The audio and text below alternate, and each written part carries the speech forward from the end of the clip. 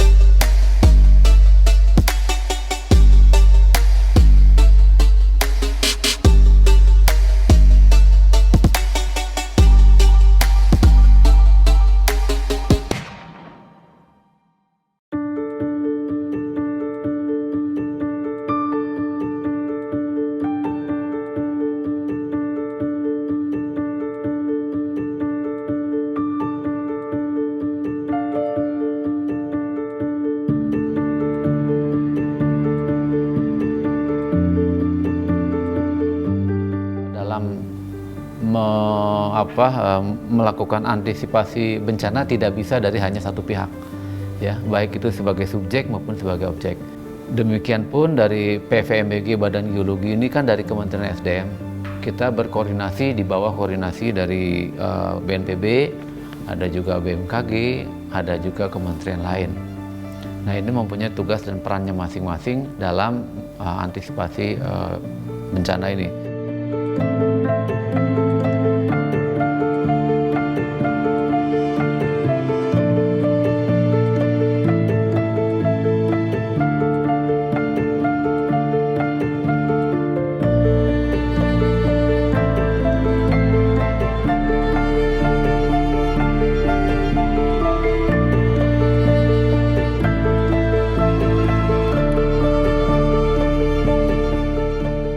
Kenapa di kita terjadi bencana? Karena Indonesia itu merupakan ring of fire, ya, seperti tadi di awal. Kemudian juga merupakan pertemuan 4 lempeng, ya, dari India, Australia maupun Eurasia maupun Pasifik. Nah, tentu konsekuensinya akan muncul namanya gunung api, akan muncul namanya gempa bumi. Dan hasil pertemuan lempeng juga membuat morfologi yang bergelombang, yang secara meteorologi juga curah hujannya cukup tinggi. Nah, ini kalau berinteraksi, ya tentu ada konsekuensinya dari kondisi geologi tersebut.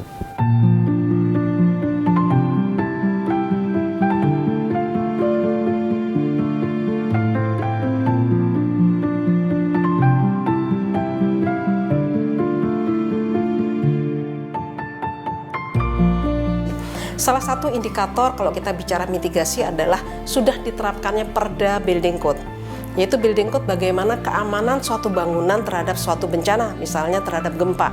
Nah, lebih berat lagi kalau kita bicara terhadap tsunami, artinya bangunan yang ditetapkan sebagai tempat evakuasi untuk tsunami, misalnya untuk masyarakat pada saat menjelang akan ada tiba tsunami, harus aman dan kuat terhadap gempa dan tsunami. Artinya kekuatannya harus dipertimbangkan. Itu salah satu bentuk mitigasi. Tapi ada juga bentuk-bentuk mitigasi harusnya yang ramah, ya. Ramah misalnya tidak hanya mitigasi seperti struktural seperti itu, tapi kita misalnya berbagi misalnya ecosystem based mitigation, yaitu misalnya membangun misalnya bagaimana peran dari green belt untuk mengurangi dampak berbagai bencana, misalnya abrasi, kemudian mengurangi energi dari tsunami, misalnya seperti itu.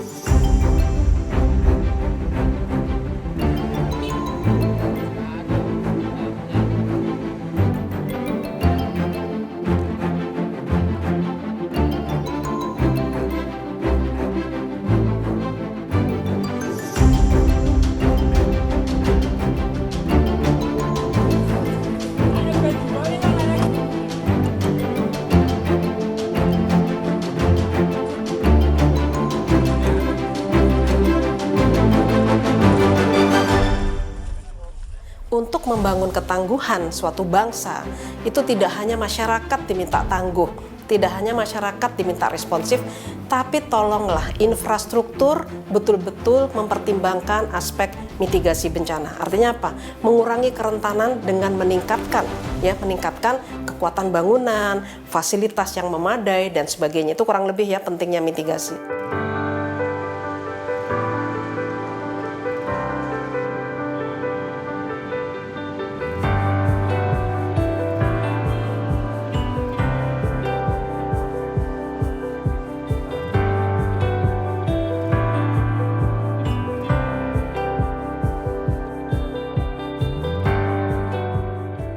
Yang paling dominan adalah kita mempunyai program namanya tanggap darurat.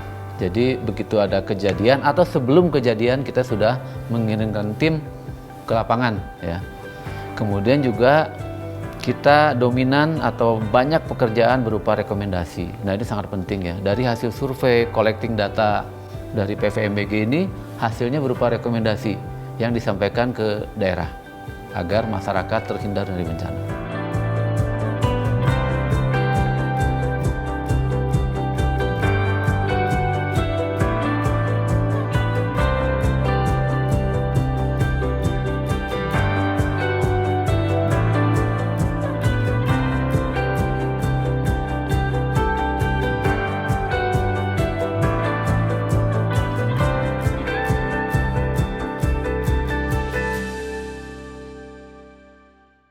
Harus ada program yang menerus ya. Jadi baik dari pemerintah pusat, pemerintah daerah maupun koordinasi yang menerus antara kementerian lembaga dan koordinasi juga dengan pemerintah daerah dan masyarakat. Nah ini yang harus dan ini sedang terus diperbaiki ya. Kita punya gerbang terdepannya adalah dalam ini untuk hilir ini adalah BNPB. Kita mensupport data maupun skenario untuk BNPB penanganan ya, baik pra bencana, saat bencana maupun sudah bencana di lapangan.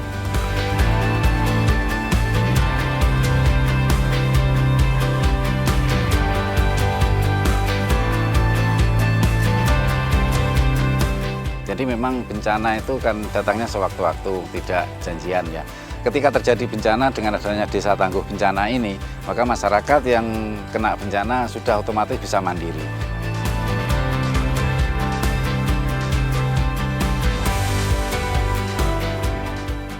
Bagaimana ancaman bahaya di situ, mereka sadar bahwa itu rawan bencana. Nah setelah itu rawan bencana, maka mereka akan tumbuh sendiri. Wah kalau begitu saya harus bertindak dong. Kalau begitu saya harus melaksanakan kesiapan. Iya, mari kita arahkan sekarang. Segitu itu aja.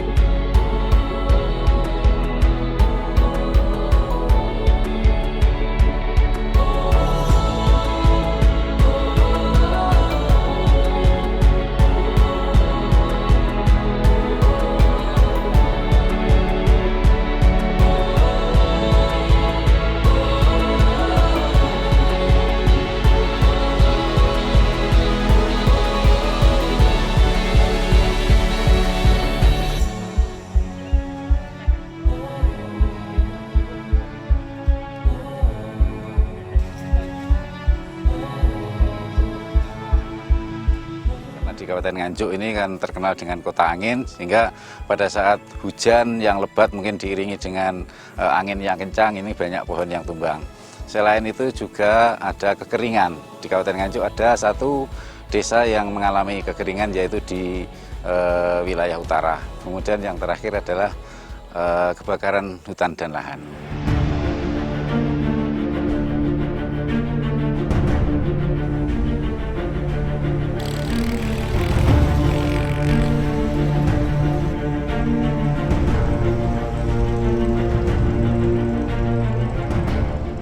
Dari 264 desa dan 20 kelurahan, sehingga ada 284 desa kelurahan. Ini setelah ada kajian risiko bencana kemarin, ada 100 desa yang rawan bencana. Dan itu sudah kita lakukan pembentukan desa tangguh bencana yang sebanyak 64 desa dan kelurahan.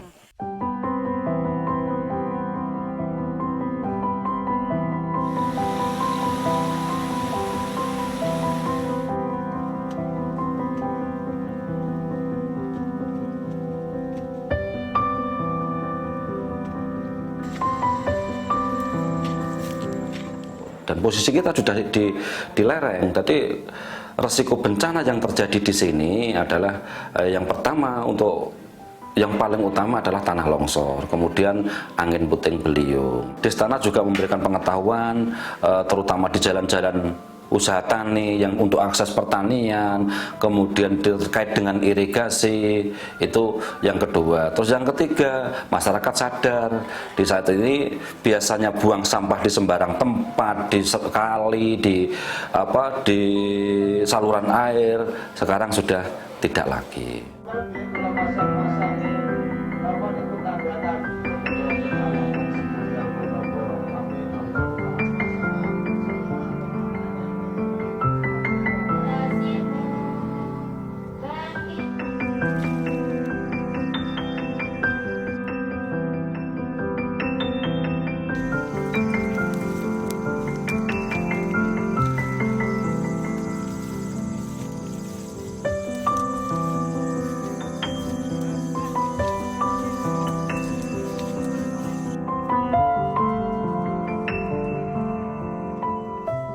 Panduan-panduan atau pengarahan kayak usaha kerakyatan diarahkan ke situ, misalnya usaha kayak gini ketela, dibikinin keripik, dibikin apa, supaya ada pelatihan-pelatihan.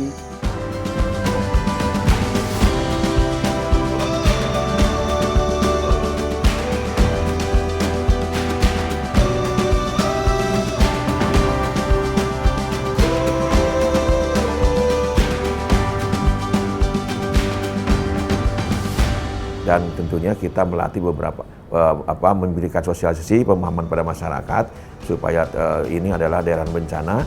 Kemudian kita melakukan pelatihan-pelatihan pada mereka. Kita coba dengan suatu simulasi, ya bagaimana manajemennya jalan tidak dan sebagainya.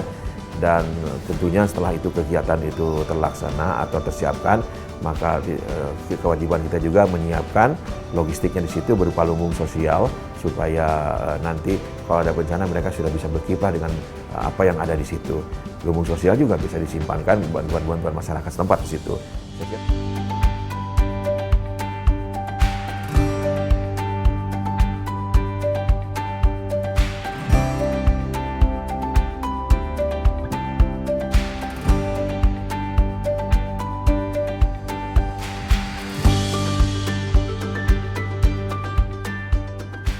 Kami itu tidak melaksanakan kegiatan hanya Kementerian Sosial.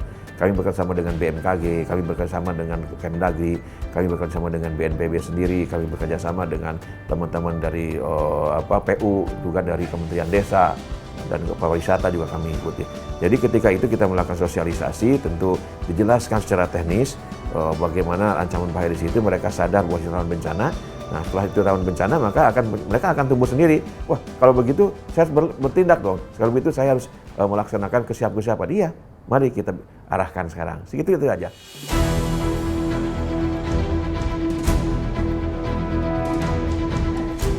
Ternyata lihat di jalan tuh udah banyak tumpahan air. Lihat orang-orang pada lari, ya udah kita juga ikut lari, ikut ngungsi. Tujuannya itu ke gunung yang lebih dataran tinggi gitu.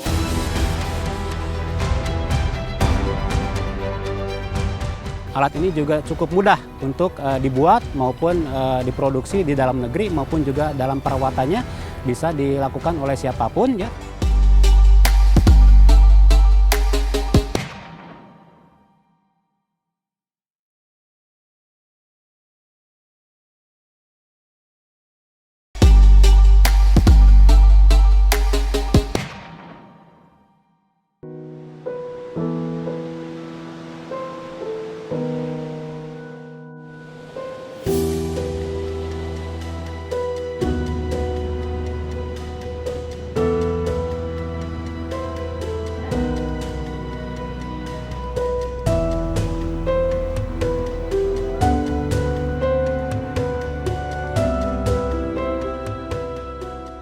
Waktu itu saya tuh lagi kerja bikin kerajinan. Nah, tiba-tiba ada suara gemuruh itu, terus saya tuh lari ke jalan, ternyata lihat di jalan tuh udah banyak tumpahan air. Nah, dari situ lihat orang-orang pada lari, ya udah kita juga ikut lari, ikut ngungsi. Tujuannya yaitu ke gunung yang lebih dataran tinggi gitu.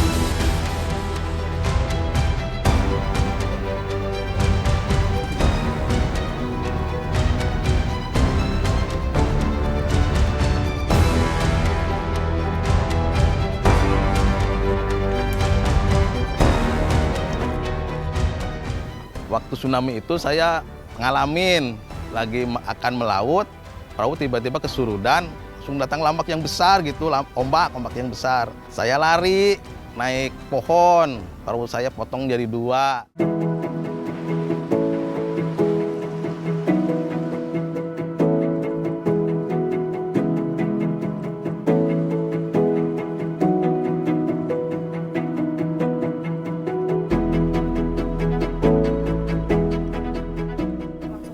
Iya, dulu nggak ada deteksi tsunami, jadi lihat ombak, cara biasanya lambak segitu besarnya, jadi saya lari, jadi banyak yang korban gitu.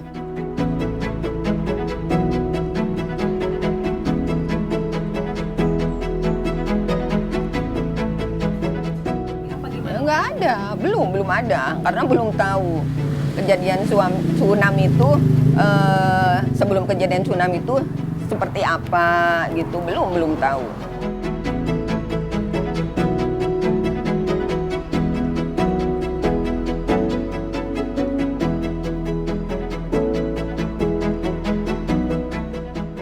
Sebenarnya hampir seluruh wilayah pantai kita ya, terutama pantai selatan dari Sabang sampai ke Sumba itu, kemudian seluruh pantai pulau-pulau kecil kita di wilayah timur Indonesia, di Pulau Banda, kemudian juga di Sulawesi ya, Sulawesi bagian utara.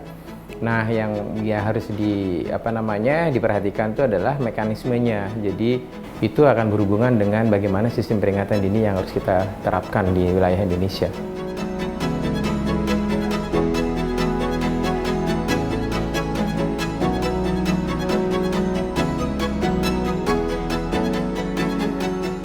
Kita berada di zona, istilahnya itu near field.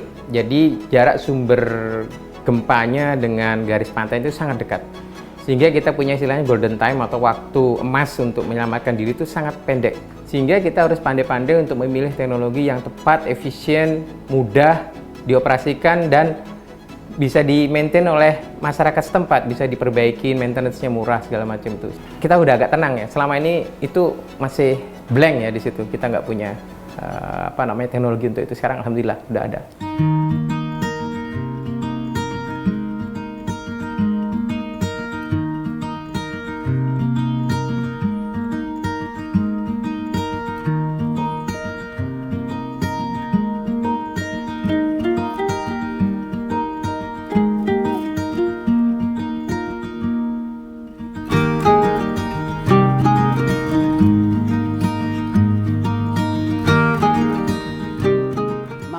Sejauh ini alat-alat deteksi tsunami yang di luar si Puma dan IDSL ini itu harganya sangat mahal sekali ya.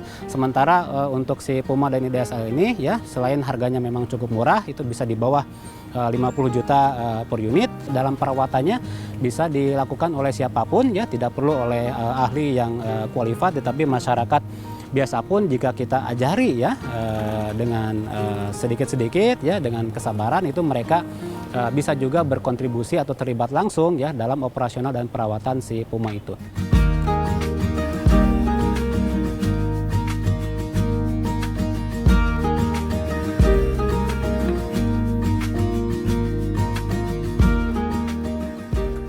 Kami menargetkan bahwa sistem Puma ini bisa dipasang di seluruh Indonesia, bisa membantu pada kondisi yang betul-betul kritis ya, dan bisa menjawab masalah-masalah pada saat bencana terjadi. Ya, misalnya pada saat tidak ada listrik, tidak ada komunikasi. Nah, ini menjadi menjadi PR kita semua.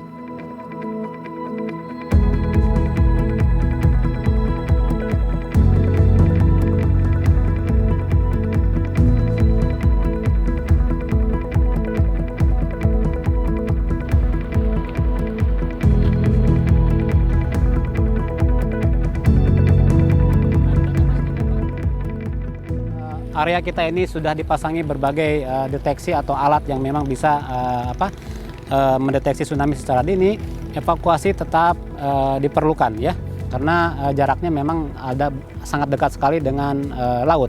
Nah, oleh karena itu kita sudah juga mengidentifikasi beberapa rute untuk mencapai zona aman, baik itu yang ada di tengah laut maupun di atas bukit sana.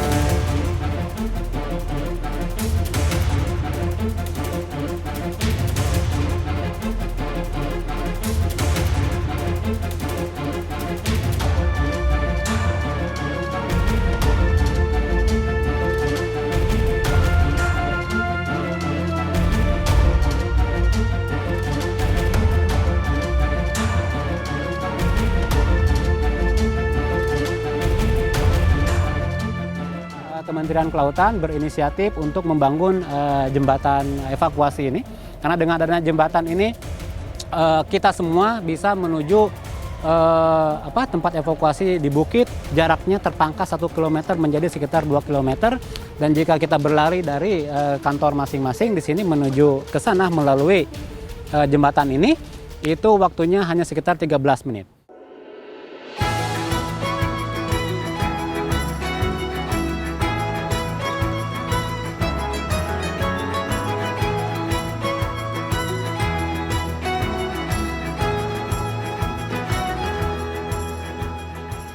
Sekarang kan ada alat berdeteksi tsunami yang ada ngiung-ngiung gitu.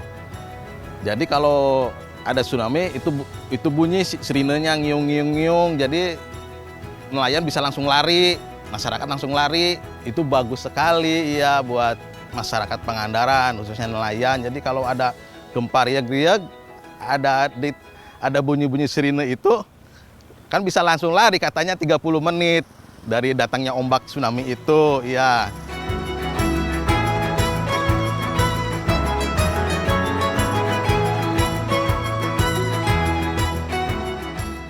Kalau ada bunyi sirine itu yang namanya pendeteksi Puma, jadi kita kan jadi sigap gitu untuk pergi jauh atau untuk mengungsi gitu.